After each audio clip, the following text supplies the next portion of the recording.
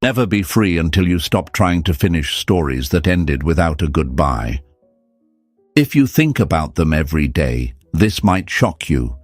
Hey folks, picture this. You're sitting in a quiet room, trying to focus on your day, and then boom. Their face crashes into your thoughts like a ghost slamming the door open. No text, no call, no message, but somehow they walk through your mind like they still pay rent there. It's like having a song stuck in your head, only this one's not catchy, it's haunting. And every time you try to forget, something pulls you back. A smell, a sound, a memory dressed like nostalgia, but soaked in confusion. My friends, let me ask you, what if this isn't love? What if this daily obsession isn't destiny, fate, or some cosmic connection? What if it's just your brain stuck on repeat because it never got closure? You see, the mind doesn't like open endings. Sometimes it's just mental residue. Sometimes it's emotional noise that hasn't been filtered out. And sometimes it's the echo of self-abandonment, your mind telling you it misses the version of you that you gave away too quickly. And yes, rising out of this loop is hard. You'll try to distract yourself. You'll try to block them, unfollow them, meditate, journal, scream into pillows. But the thoughts come back. And that's okay. That doesn't mean you're failing. That means your mind is detoxing. Healing isn't clean. It's messy. It's relapse and revelation. But every time you choose to observe the thought instead of becoming it, you win. You regain an inch of space inside your own mind. Because here's the Stoic truth they don't teach in movies. Love is not obsession. Real love is action, clarity, consistency. Obsession is the mind enslaved. And you were not born to be a prisoner of thoughts. You were born to command them. The mind is a servant, not a master. So let's shift this. Right now, I want you to declare war on this thought loop. Write this in the comments. I break the loop. Let the world see it. Let your past self see it. Let your future self remember it. That you didn't stay stuck. That you didn't keep romanticizing pain. That you chose healing even when it hurt. Say it with me. I break the loop. Write it. Believe it. Live it. Stay grounded. Stay stoic. Stay you. Number 2. The mind is a prison when you don't guard the door. You don't control what enters your mind, but you damn well control what stays. Let that sink in for a moment, because if you're waking up every morning and their face is the first thing you see in your mind, not your bed, it's time we stop calling it fate. It's not a spiritual sign. It's a lack of mental discipline. It's your brain, left unguarded, turning into a broken museum of memories, and somehow they've become the main exhibit. Let's talk straight, my friends. Imagine your mind like a castle. Now picture this. The gates are wide open, no guards, no watchmen, just echoes and shadows roaming the halls. And who walks in? The person who left, the one who didn't call, the one who stopped choosing you. They're not physically here, yet they walk your inner world like they built it. But here's the thing, they didn't. You did. You built your mind, brick by brick. So why are you letting ghosts wear the crown? You see, the average person has around 60,000 thoughts a day, but when one person keeps showing up in every corner of that number, that's not thinking anymore. That's spiraling. That's obsession disguised as love. That's attention without boundaries. And attention, folks, is energy. You're not just thinking about them, you're feeding them. Every single thought is another piece of your power handed away like it costs you nothing. But it does. It costs you clarity. It costs you joy. It costs you peace. Now you might be saying, but I can't help it. The thoughts just come. And you're right, the first thought you can't control. That's the intruder. But what you do next, that's on you. That's where you either become a slave or a sentinel.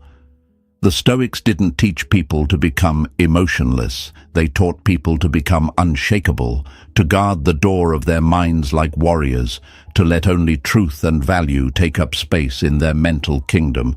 Let's get even more real.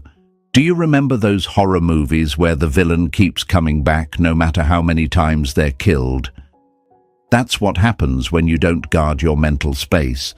Every time you revisit a memory of them, how they laughed, how they touched you, how it used to feel, you're reviving a ghost. Giving CPR to pain. You're not healing, you're rehearsing heartbreak.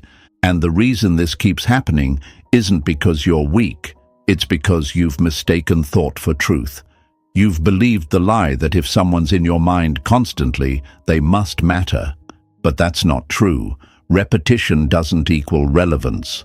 A lie told 1,000 times doesn't become the truth. And a person remembered 1,000 times doesn't become right for you. Here's what's really going on. When someone exits your life without explanation or resolution, they leave a wound, and your mind, which is addicted to solving problems, keeps poking that wound, trying to fix it. It thinks, if I just replay the last text, the last conversation, the last night we spoke, I'll find the missing piece. But the piece is gone. They took it. Or maybe it was never yours to begin with. Marcus Aurelius said, "The happiness of your life depends upon the quality of your thoughts." Think about the quality of your thoughts lately. Are they building you, or are they breaking you silently, thought by thought? Day by day. You can't build a future while living in mental ruins. You can't find peace in a mind cluttered with yesterday's noise. So what's the solution? You have to start becoming ruthless with your attention. When the thought of them enters, don't fight it, don't feed it. Redirect it. Replace it with purpose. Replace it with breath. Replace it with anything that reminds you you're here now and they're not. And yeah, this isn't easy. It feels like swimming upstream, like trying to walk away from a warm fire in the middle of winter. But you have to remember, comfort is not the same as care. Just because the thought feels familiar doesn't mean it's safe. Just because they once brought light doesn't mean they didn't also burn you. You owe it to yourself to protect your peace like it's treasure. Because it is. Peace is expensive, and right now your mind is in debt, paying emotional interest on memories that no longer serve your growth. So here's your moment. Draw the line. Guard the door. From this moment forward, you are the gatekeeper of your thoughts. No one gets in without permission. Not her, not the memory, not the guilt, not the regret. You get to decide what stays and what goes. Right now, I want you to write this in the comments. I guard my mind. Say it like you mean it. Say it for the version of you who's tired of being haunted. Say it for the part of you that knows you deserve better than mental loops and emotional visitors with no intention of staying. Hit that like button if this truth is hitting hard. Subscribe if you're ready to build a fortress out of the rubble they left behind. Because what comes next is going to show you exactly why the version of you you're chasing was never theirs to begin with. You're not a haunted house, you're a temple. Act like it. Say it loud. I guard my mind. Say it proud. Say it for you. Stay grounded. Stay stoic. Stay you. Number 3. What you miss might not be them, but who you were with them. Sometimes we miss the memories, not the person. Sometimes we miss who we were, not who they were. Let that line punch you in the chest, because it's where most people get trapped without even realizing it. You don't think about them every day because they were perfect. You think about them every day because you were different when they were around. Or at least you felt different, more alive, more wanted, more real. But here's the thing. That version of you didn't come from them. It came from you. They didn't create that person. You unlocked that version of yourself in response to how they made you feel. And now that they're gone, you're not really mourning the loss of them. You're grieving the loss of you. Think about it.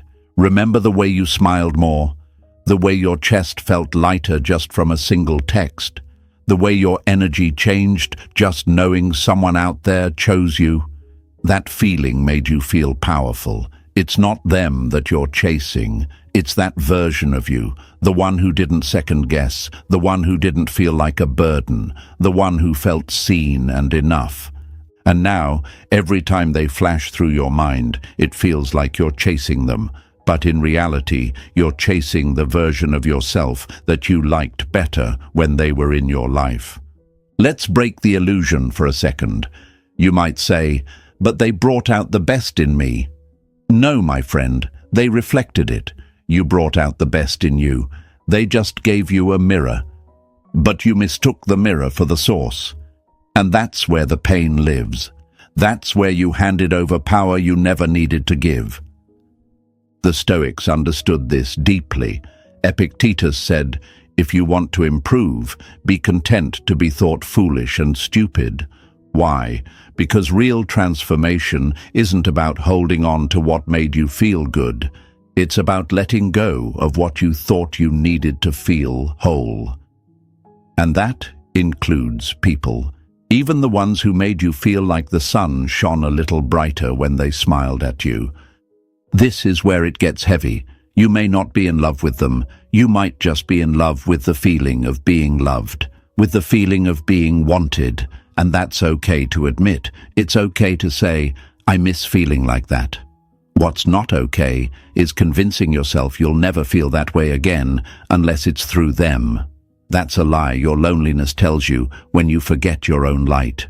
Here's a truth you need to hear, even if it stings. You don't need someone to activate the best version of you. You need someone who honors it. But before anyone can honor it, you have to stop burying it in the ashes of a past that no longer exists. That version of you, it's still there, waiting, beneath the rumination, beneath the heartbreak, beneath the overanalyzing and midnight what-ifs. It's still there, bruised maybe, but not broken. But you'll never reach it if you keep treating them like the missing puzzle piece, because they weren't the missing piece. They were the temporary spark. And now it's time for you to become the fire. The reason this is so difficult, the reason you keep thinking about them every day, is because your mind wants to return to safety.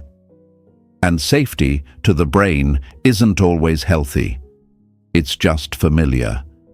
They were your emotional safety blanket. They made the noise in your head quiet for a while. And now that they're gone, your thoughts scream louder. But that's not proof they're the one. That's just proof you haven't built inner peace without them yet. The goal here isn't to forget them. The goal is to reclaim yourself, to realize that you were always the magic. They were just a chapter, not the whole story. And now that chapter is over. But the character, you, still has a book to write, one that doesn't end with you stuck in someone else's shadow. So what do you actually miss? Ask yourself, do you miss them, or do you miss the way you felt? Do you miss being seen, held, desired? Then start doing the inner work that makes you feel those things again without depending on another soul to supply them. Because here's the harsh truth wrapped in freedom. If someone else was the only reason you felt worthy, then your worth was never truly yours. And that ends now. You don't need their validation to feel beautiful. You don't need their texts to feel important. You don't need their presence to feel alive. You just need to remember what parts of you lit up back then and light them up again on your own. Right now, I want you to write this in the comments. I reclaim who I was. Not for them, not to prove a point, but because that version of you, the glowing, laughing, fully alive you, is still there. You just stopped listening. You buried them under the weight of someone else's silence. But silence isn't the end. It's the space where rebirth begins. So light the match, burn the illusion, and meet yourself again. Write it below. I reclaim who I was. Not later, not someday. Right now. Stay grounded, stay stoic, stay you. Number 4, you're not thinking of them, you're thinking through them. You don't miss the person, you miss the parts of yourself they made easier to see. Let's strip it down. Every time they cross your mind, it feels like it's about them. Their laugh, their voice, the way they looked at you like you were made of something more. But let's be brutally honest for a second. You're not actually thinking about them, you're thinking through them. They've become the lens your mind looks through to process everything you're still trying to understand about you. They are not the main character anymore. You are. They're just the symbol, a placeholder your subconscious is using to revisit all the parts of yourself you haven't fully accepted, understood, or healed. Your thoughts of them are like emotional GPS coordinates, always taking you back to the place where something inside you still feels unresolved. But here's the twist. They are not the destination. They're just the detour your pain keeps taking. Think about this. If you really sat with those thoughts, peeled back the layers, asked yourself, what am I really feeling when I think about them? You'd realize it's rarely about them specifically. It's about abandonment, about rejection, about feeling not enough. It's about how you felt when they left, or how you felt when they were around. It's about fear. It's about guilt. It's about needing to feel chosen, seen, whole. Let me put it this way. Imagine your emotions are a crowded stage, and they're just the spotlight, but the actors, the ones performing, those are your insecurities, your regrets, your unmet desires, your unspoken needs, and all that attention you give to them is really just a way to avoid facing what those actors are screaming behind the scenes. Marcus Aurelius said, "The soul becomes dyed with the color of its thoughts." So if your thoughts are always drenched in someone else's shadow, ask yourself, what color has your soul become lately? Are you carrying their absence like a scar you press on just to feel something? Or are you using their memory as a mirror for your inner healing? It's easier to focus on them than to focus on you. That's the brutal truth. Because if it's about them, then it's about something you can't control. And if you can't control it, you're off the hook. You don't have to change anything. You just wait, hope, obsess, wonder. But if you admit it's actually about you, now you're responsible. Now you have to do the work. That's why your mind keeps going back there, because it's safer than facing yourself, safer than asking, why do I still need their approval to feel valuable? Safer than digging into the fear that maybe you gave too much and they gave too little, and now you don't know who you are without the dynamic. But folks, here's where things shift. The moment you stop thinking about them like they're the answer and start realizing they were just the question, that's when the power comes back to you. You're not thinking about them. You're trying to decode a message about you, about your past, about what you still need to feel free, about the parts of yourself you've ignored while staring at their shadow. Let me ask you this.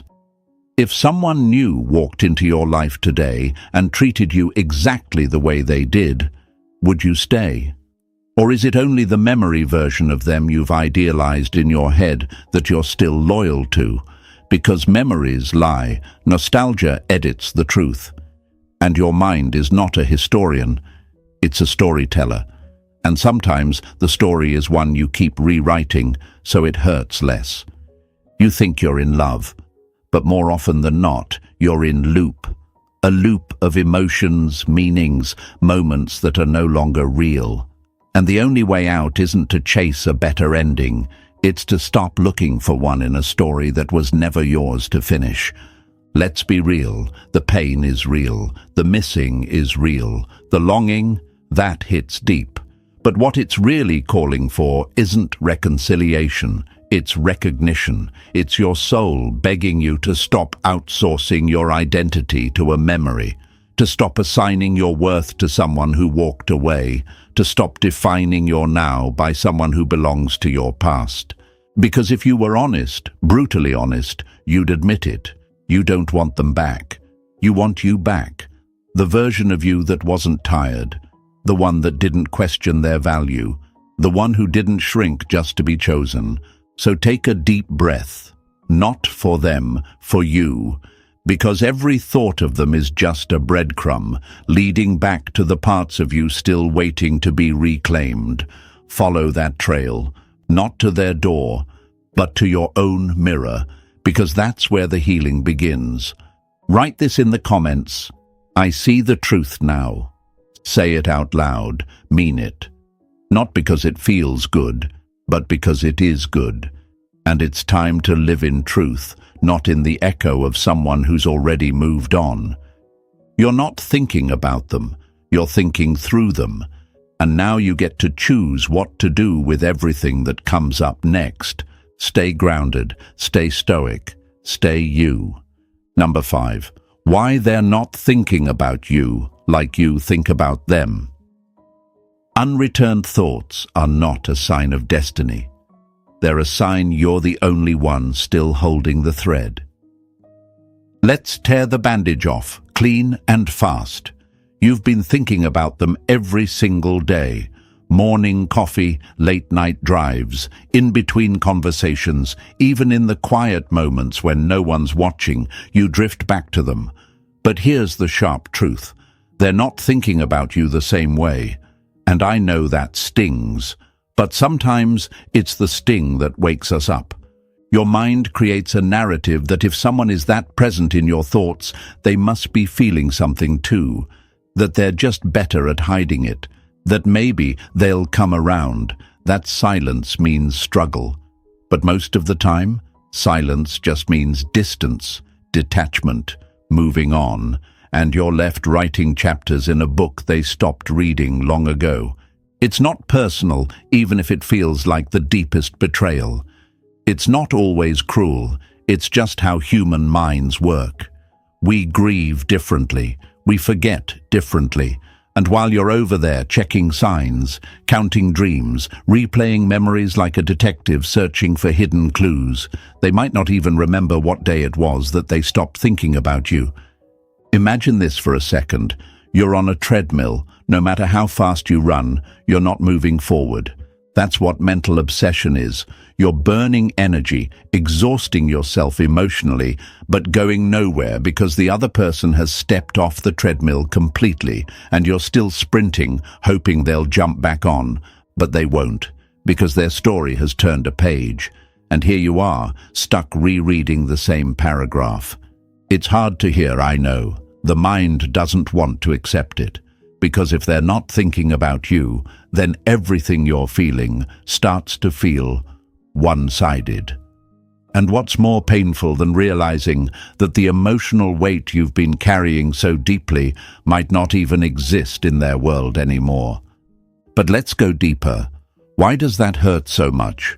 Because your brain was wired for connection. You felt something real.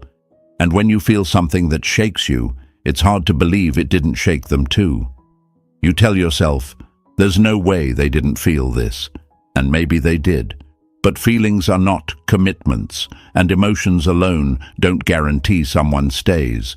The mind loves symmetry. It craves balance. It wants what you feel to be mirrored. That's why it keeps searching, looping, overanalyzing. But love, especially unreturned love, is not symmetrical. It's messy, uneven. Sometimes it's just you, standing in a storm the other person has already walked out of. Epictetus said, "It's not what happens to you, but how you react to it that matters." What's happening to you is not their absence. It's your reaction to the absence. It's the meaning you've built around the silence. It's the hope that's turned into a habit. That's the punch in the gut. Your hope isn't hope anymore. It's a coping mechanism. It's how you keep them alive in your world, even when they've stopped looking back.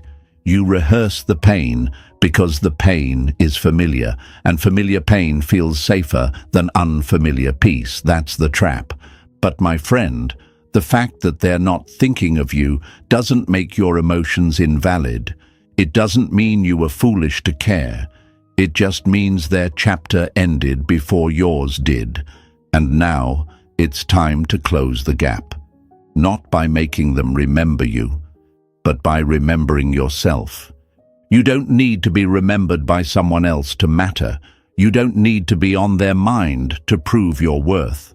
Your value is not confirmed by their attention. It's confirmed by your decision to stop begging for mental space in someone else's life and start owning the one in your own. Here's the test of your healing. Can you live with the truth that they're not thinking about you and still choose peace anyway? Because real strength isn't getting them back. Real strength is getting you back. Real strength is not needing mutual thoughts to validate your pain. It's feeling the ache of it and still choosing to let go. You're not crazy. You're not weak. You're not broken. You're just human. A human who loved deeply. And now you have to learn to heal deeply. That means letting go of the fantasy that they're holding on to. That somewhere, somehow, you still matter to them in the same way, because clinging to that illusion only prolongs the wound. Let them go. Not with bitterness, not with anger, but with truth. The truth that they may not be thinking of you, and that's okay. Because now, it's your time to start thinking of you. Right now, I want you to write this in the comments. I matter, even in silence. Let that be your turning point. Let that be the moment you stop chasing thoughts that aren't being returned. Because you're not meant to live in mental chains. You're meant to live free. Free from obsession. Free from illusion. Free from the need to be remembered in order to feel real. You're already real. You're already enough. And no one's silence can ever take that away. So let the silence be what it is. Let it sit. Let it echo. But don't let it control you. Say it loud. I matter, even in silence. Stay grounded. Stay stoic. Stay you. Number 6. Repetition rewires the brain in the worst way. Neurons that fire together wire together. That's not just science. That's your heartbreak speaking a language your mind doesn't even realize it's fluent in.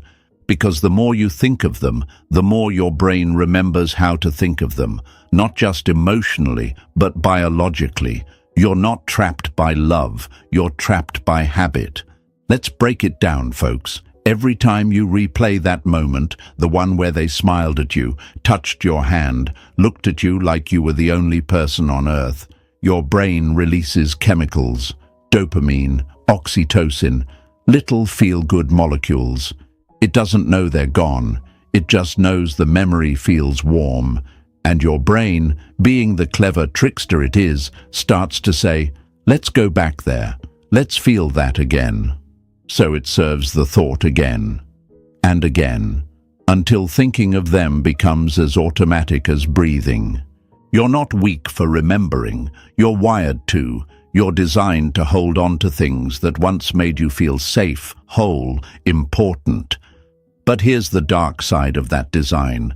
Your brain doesn't care if it's killing your peace. It just cares about familiarity. It's like a scratched record, skipping over the same melody because the groove is already dug too deep to play anything new. And every time you revisit that memory, scrolling through old photos, rereading old messages, daydreaming about what could have been, you're carving that groove even deeper. You're not just reminiscing, you're reinforcing. You're training your brain to keep associating your worth, your joy, your identity with someone who's no longer here. It's like watering a dead plant and expecting it to bloom. You're not nurturing anything real. You're just staying stuck in the same season, hoping winter will turn to spring without doing any of the work. Now I know what some of you are thinking, but I can't help it. The thoughts just come, and that's valid. You don't choose the first thought. That one is automatic, but you do choose what happens next. Do you feed it, or do you observe it? Do you turn it into a movie marathon in your head, or do you quietly say, "Not today," and redirect your attention? Marcus Aurelius wrote, "The things you think about determine the quality of your mind. Your soul takes on the color of your thoughts." So ask yourself, what color is your soul becoming after all this repetition? If your thoughts are soaked in memory, in longing, in regret, then that's the energy you're wearing every day. No wonder you feel exhausted. You're dressing your spirit in yesterday's wounds and expecting to walk confidently into tomorrow. Repetition is power. But power used in the wrong direction is destruction. You are literally shaping your identity around a person who has already left the building. They're not in your life anymore, but they still control your playlist, your morning mood, your sleep cycle. That's not love, that's emotional programming. And let's be honest, it's not even them anymore. It's a version of them your brain has idealized. You've airbrushed their flaws, edited their silence, romanticized the pain. You're not addicted to who they are now. You're addicted to who they were in your best memory of them. And you're trying to re-experience that high in a reality where they no longer exist the way they once did. Here's the psychological truth. The brain doesn't care if something's true. It cares if it's repeated. That's how marketing works. That's how belief systems work. That's how trauma works. Say something enough times, "I miss them, I need them, I can't move on." And your brain builds a shrine to it. Suddenly, it becomes your identity, your truth, your operating system. But what if you could rewire that? What if instead of saying, "I miss them," you started saying, "I miss my peace"? What if instead of replaying old texts, you started replaying moments when you stood strong, chose yourself, kept going when everything said stop?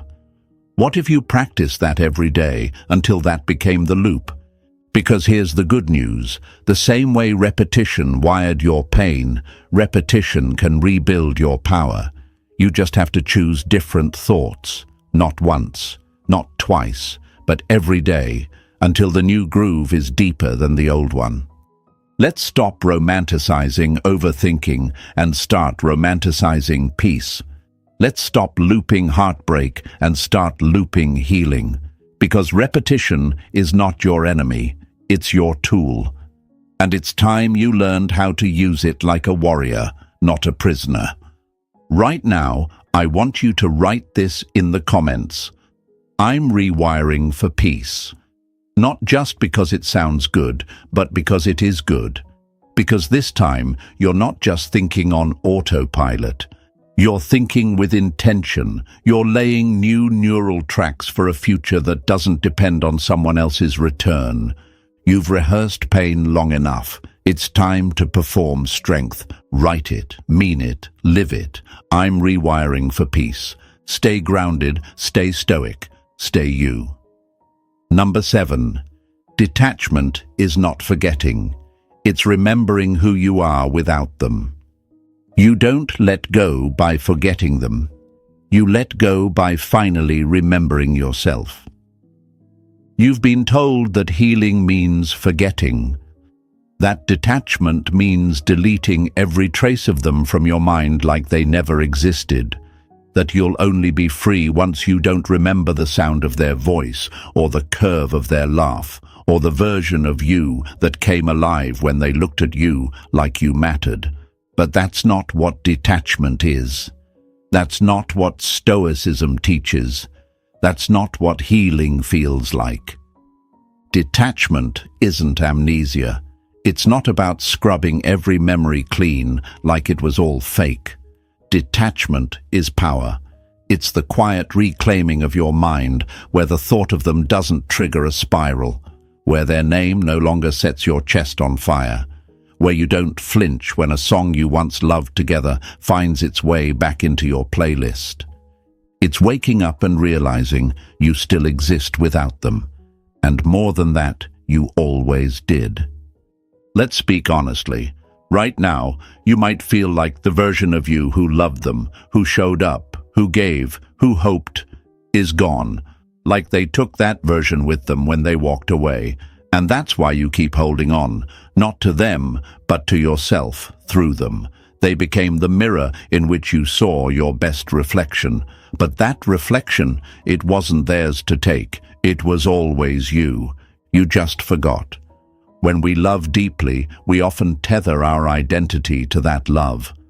I am who I am because they saw me. I was my best self when I was with them. They brought me to life. But that is the illusion. That's the chain disguised as closeness. Because the truth is, what you felt with them was already within you. They didn't bring it out. They just woke it up. And now that they're gone, the question is no longer, how do I forget them? The question is, how do I remember me? Detachment is not a cold heart. It's not giving up on love. It's not becoming numb. It's becoming wise. It's choosing peace over fantasy. It's choosing truth over potential. It's choosing to rise without needing someone else to witness your wings.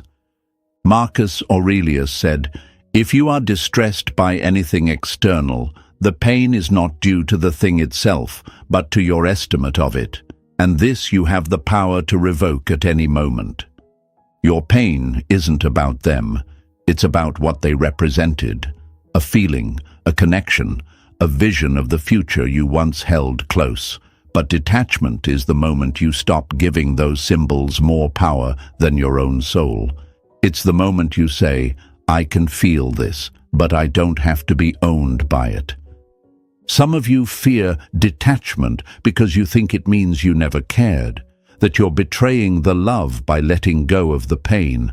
But no, detachment is proof that you cared so much. You almost lost yourself, and now you're taking you back. Think of detachment like this. Your heart was a house, and you gave them the keys. They came in, made memories, rearranged the furniture, left their scent on everything. But they're not coming back.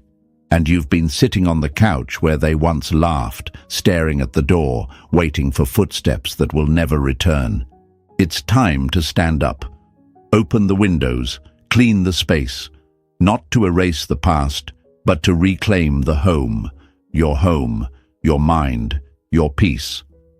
Detachment is the act of opening the door not to let them back in, but to let yourself out. It's walking outside and realizing the world is still spinning, that the sun still rises, that your laughter still exists, even if it hasn't echoed in a while, that your strength isn't measured by who stays, but by who you become after they leave. And yes, detachment is painful, but it's not punishment, it's purification, it's the stripping away of illusion. It's standing in front of the truth naked and saying, I survived this. It's the moment when the silence you once feared becomes the sanctuary you now protect. You won't forget them, and you don't have to, but you will forget the pain. One day, their name won't sting, their memory won't paralyze. You'll look back, not with longing, but with love, for yourself, for the version of you who gave, who felt, who tried, and who eventually grew. Because detachment is not about forgetting them, it's about remembering who you were before they mattered, and who you are now after they don't. So here's your moment. Right now, in the comments, write this. I remember who I am. Say it like you mean it, not for them, not for closure, for you, for the self you buried under obsession, for the identity you placed in someone else's hands, for the peace that's been waiting quietly behind all the noise. I remember who I am, and if this message struck something deep inside you, don't keep it to yourself, like this video. Share it with someone who's still stuck in the loop. Subscribe if you're ready to train your mind like a warrior and heal with purpose, not pain. This was never about forgetting them. It was always about finally finding you again. Stay grounded, stay stoic, stay you.